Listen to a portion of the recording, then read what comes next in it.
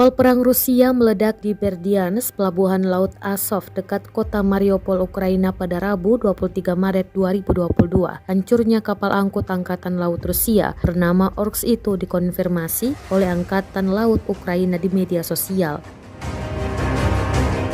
Kumpalan asap hitam mengepul dari kapal abu-abu besar yang berlabuh di samping derek besar itu. Dalam video amatir yang dikatakan Angkatan Laut Ukraina sebagai serangan terhadap kapal tersebut, belum ada tanggapan atas klaim itu dari Kementerian Pertahanan Rusia, dan AFP belum bisa mengonfirmasi serangan itu secara independen.